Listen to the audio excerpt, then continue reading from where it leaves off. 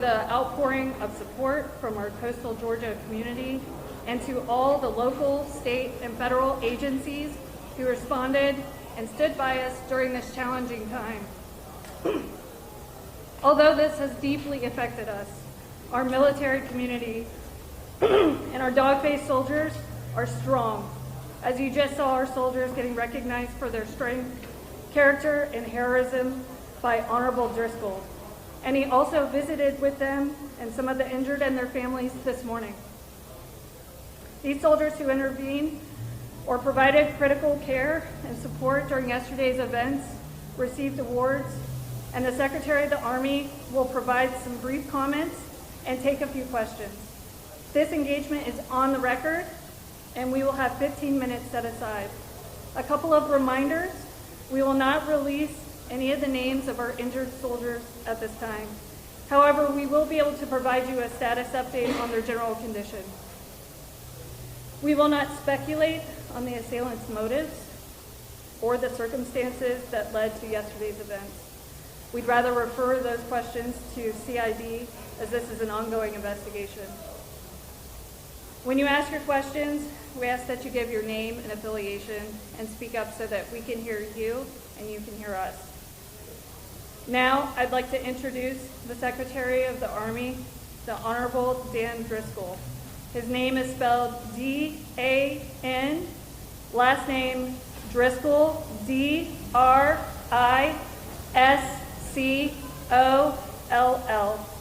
And Brigadier General John Lubis, the Commanding General of the 3rd Infantry Division, spelling is J-O-H-N, Lubis, L-U-B-A-S, and we will have CID representation also available. It's the Deputy Director of the Criminal Investigation Division, Peter Tolentino, P-E-T-E-R, T-O-L-E-B-T-I-N-O,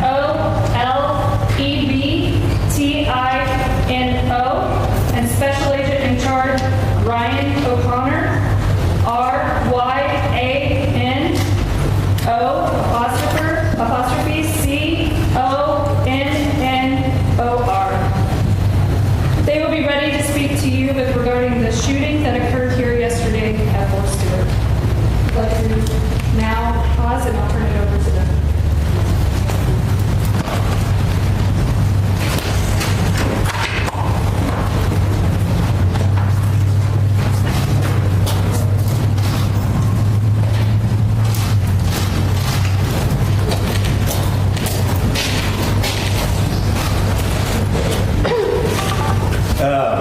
Thank you all for being here today. I am Dan Driscoll, Secretary of the United States Army. We had two main goals today. It was to come out and first off to support the victims and their families and the community that experienced the shooting tragedy yesterday. And the second one was to recognize the heroism, the courage, and the selfless service of 6 soldiers who put themselves in harm's way yesterday to take care of their fellow soldiers. I want to start off by saying we're standing at the brigade headquarters of the unit that had the shooting yesterday. And this morning, if you were here, what you would have seen is you would have seen a lot of soldiers out doing physical training and PT. That is incredibly important to us because we are highlighting the resilience of the American soldier. We are showing their strength and their courage under fire. They are going to spend the remainder of the day able to meet with counselors, but also getting back to their jobs, serving the American people. We spent this morning, General Lucas and I, visiting some of our soldiers who are in the hospital and meeting with their families. We talked to doctors, and then one of the things that I can say unequivocally is that the fast action of these soldiers under stress and under trauma and under fire absolutely saved lives from being lost. On behalf of President Trump, Vice President Vance, Secretary Hegseth, they wanted me to tell these soldiers, their family, and this community that the entire federal government stands by and stands ready to take care of these soldiers and their family. One of the more important things we were able to do this morning, though, is to recognize the heroism of these 6 soldiers. One of the soldiers tackled the person, so just think about this. They were unarmed and ran at and tackled an armed person who they knew was actively shooting their buddies, their colleagues, and fellow soldiers. Another soldier jumped on top of the person to subdue them until federal law enforcement was able to arrive. The other soldiers immediately, using their training that they had developed over years and years, started to take care of mass casualties. The hospital they took them to in March had just run a mass casualty exercise for a moment just like this. The Army does not want these moments to happen, but it stands ready when necessary to act and care for those when it does. The Army this year is 250 years old. That is 1 year older than this nation itself. These American soldiers highlight exactly what the Army has meant to this country. It has been there in some of the most traumatic moments of this nation's history, and it has been resilient, stood strong, and acted on behalf of American citizens. I just want to thank this community. It is absolutely unbelievable to me the speed with which law enforcement officers showed up, paramedics showed up. We had so many people showing up within the first hour that we actually had to stage some of them away. We are so grateful for this community and all that it does for our soldiers and their families. The investigation is ongoing. I imagine a lot of the questions we'll take will be related to that. We will not be able to answer some of those questions, but we are going to do a deep, hard investigation. The findings will be transparent. They will be released to the American public. We commit to you that anything we discover during the investigation that can make this base and other bases like it safer, we will act on as quickly as possible. Now I'm happy to take questions. Standing beside me, I have General Lubis, the Division Commander, and Special Agent O'Connor from Criminal Investigation Division. So let's kick off with some questions. Mr. Secretary, Robert Thompson. Hey, Robin. Hi. Will there be any efforts by the DOD to harden the entrances to installations to look for things like personal weapons coming in and out of base? We are constantly looking at our security protocols on all of our bases, both in CONUS and around the world. We absolutely will want to learn from this investigation. We do not want something like this to ever happen again on an Army base. And so if there are things we can do to improve safety, we will take those steps. But right now, we're really early in the investigation. Mr. Secretary. Yep. Faith Dubé with ABC Hey, Faith. News. Thanks for being here. How did the suspect get a gun, his personal gun, past security onto the base and to his workplace? Faith, as I just remarked to your colleague, we are still early in the investigation. The shooting happened yesterday. CID, I can have him come up and tell you what we've learned so far. Our commitment is what we learn will be disclosed. It will be transparent.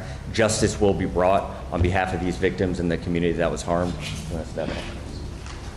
Hey, good morning. As the Secretary mentioned, this is still an active investigation. We are still processing the scene with all the resources and capabilities that the Army's Criminal Investigation Division has to offer, which is immense. We have surged people from this entire region. In light of the fact that we're still processing, I'm going to have to defer that question for now. Is it normal to have a personal gun on base? No, that would be a violation. And next question. Mr. Secretary, Ryan Young from CNN. Hey, Ryan. How you doing? You got a chance to meet with the families, and obviously we won't have that chance. You got a chance to meet with them, talk to them. You seem very proud of how everyone reacted. Can you tell us what that was like meeting with families? What state are they in right now? Share with the public who's concerned about these folks who obviously didn't deserve the charge. Ryan, it was heartbreaking sitting in there and seeing their soldier, their daughter sitting behind them, struggling. Our hearts broke with them. We tried to hug them. We tried to convey from the President and the Vice President and the Secretary of Defense that our entire nation mourns with them. We stand behind them. It has been only a couple of hours for them. I think they are still processing through it. But what we wanted to convey is we will be here with them every single step of the way.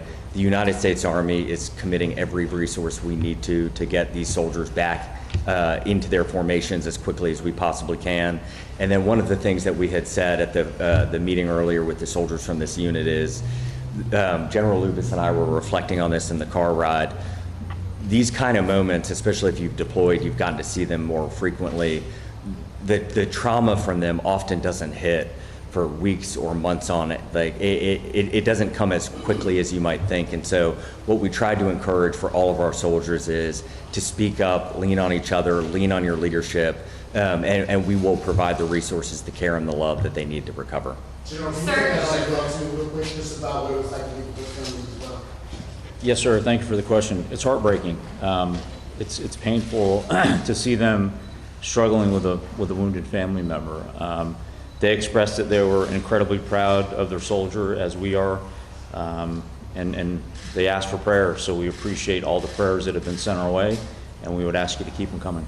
Thank you. General Lucas, Priya Schreiner with NBC Yes, News. Scott with CBS News here. Quick question for you. Can you describe the condition of those who were injured? I know that they might have been some updates. I know generally you said yesterday they're expected to be okay, but just nature of the injuries, like? Yes, sir. Thank you. Of the 5 wounded soldiers, 3 were released yesterday, which is amazing considering the circumstances and the ranges at which they were engaged. 1 soldier remains as an inpatient here at Wynn Army, right here on Fort Stewart. She's doing very well and high spirits. Of course, she's got a little bit of a road to recovery. We're hopeful she may be released as early as this weekend, but that will just depend on how things heal up over the next couple days. And we have 1 soldier that remains at Savannah Memorial Community Hospital, who I visited with the secretary this morning. She's got a little bit longer road to recovery. The doctors are very positive, but I think it's going to take her a bit longer to recover, but they're very hopeful she's going to make a complete recovery. General Lucas, this is Priya Schreiner with NBC News. I know you guys are prepared for scenarios like this when you go to war zones or on combat deployments, but have you gotten an opportunity to speak to some of the soldiers in this unit about how they're processing that this attack occurred from one of their own, and how are you processing that as a leader? Yeah, I think we train for this on the battlefield, and it's a different situation when it happens on an installation with one of your own. So I think over the upcoming days and weeks, as the secretary said, people are going to process this and work through this at different rates, and we know we've got to keep a very close eye on them. We've got to wrap our arms around them. We've got a great community here, a great response. As you saw from all the folks the secretary recognized this morning, the support from the local community, just amazing. So we feel that this demonstrates that we trained internally for the worst case scenario, and our doctors and our medics and our soldiers responded exactly as we trained them to do. And now our job is to make sure that we care for them as they work through this. Thank you. And I just want to recognize behind me to the right, these are the 6 soldiers we were able to recognize today. And they, I mean this as sincerely as humanly possible. I and the administration, President Trump, could not be more proud of them. They are everything that is good about this nation. They are the best among us in our country. They are the best among us in the Army. They acted in a way that I think all of us hope we would under fire, but they did. And so we are just so incredibly proud of them. We are so grateful for them. And one of the things we told them and their colleagues is that we will stand with them as long as we need to get them back where they need to be. Corresponding to the AT, can you all give us a sense going forward what's going to happen next where the criminal justice process goes? Has the suspect been actually charged yet? If so, what charges is he facing? The military system works a little different. It does. Suspect is currently in custody, and we are working through the military uniform code and military justice process at this time.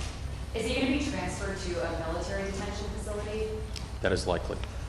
Do you know when or which one? No. You also talked about processing the scene. Can you tell us what's going on today with processing the scene? I imagine you're showcasing pictures. Can you just describe that for us? Certainly a tragic scene where our soldiers train, but the processing of the scene would normally encompass digital evidence, forensic evidence, trace evidence, all of those things which our team is currently doing. And was this captured on video since it was inside the facility? I can't comment on that at this moment. Just a point of clarification from yesterday, you were told chain of command was not aware of the arrest for the DUI off base. Can you explain if you had been aware what the procedure would have been? Would he have been disciplined? Would he have been taken out? Because we are one day into the investigation, we can't reveal those kinds of things. I think what we try not to do is speculate or do hypotheticals. And so each soldier, each instance, we take very seriously. Something like a DUI or another issue that could occur in the community, that impacts how we treat that soldier in our formations. We want holistically powerful and controlled and competent soldiers. And so we are constantly reflecting on our mechanisms and procedures as an Army so that we're able to capture that information and hold soldiers accountable. Are they usually disciplined after an arrest? It varies based off the case. Any other questions? We got time maybe for one more question. Yeah. Joe Kovac from the Atlanta Journal-Constitution. General, could you speak at all, just to give some insight at all, on acts of bravery that you've heard about in this episode? Yeah, sure. I think, as the Secretary mentioned, we have 6 incredible soldiers behind us, but this is just representative of the larger formation. Once the shooter was identified and a threat was identified, we had soldiers that immediately raced and tackled that soldier, wrestled the gun away, subdued him. A second non-commissioned officer jumped on top to further restrain him until the police could arrive. And then simultaneously, no one hesitated. Most of these soldiers behind me and others in the crowd immediately started applying first aid and, most importantly, stopped the bleeding. And when we spoke to the surgeons in the hospital, it was clear that the actions they took, primarily stopping that bleeding before they were loaded up into ambulances and quickly evac'd to Win Army Medical, certainly saved their lives. Are they back to work today? I'm sorry, who Are back they to work? back to work, or are they taking some time off? Well, today is a day that we focused on bringing the brigade and the unit together so they could support one another, so we could, of course, get right back at it, but it's also a day where we're going to focus on ensuring that they're getting the support they need. Thank you. Lewis, can you give us a general sense of how long this all happened from that first shot fired to when your brave soldiers were able to tackle the gunman? I can. It was an incredibly fast response, and I do attribute this to the training that this installation has done and the teams here have done. So at approximately 10:56, the incident was reported, and that went out over sort of an all-calls net. That triggered a lot of responses. That triggered our installation emergency medical services, our police, our fire, our emergency medical services to respond, but it's also monitored by the local community, and then we requested assistance. At 11:04, we initial lockdown of the installation. So that is pretty quick. That wasn't me, that was the director of DES and the garrison commanders that immediately made that right call and that decision. At about 11:09, emergency personnel were dispatched to treat the wounded. At 11:35, the shooter was apprehended by the soldiers and the law enforcement. Several behind us and several in the crowd that we recognized earlier.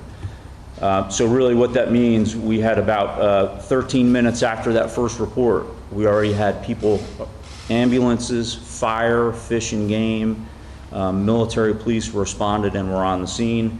And then we had local support from the amazing community here. We had the first SWAT team arrive from off post within 20 minutes on site, which is truly incredible.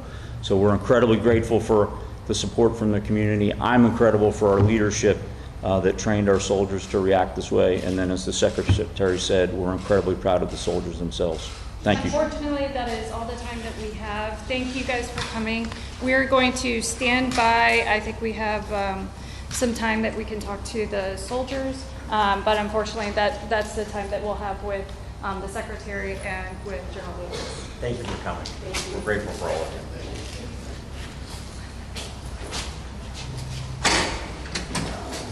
Okay, we're going to take a quick pause.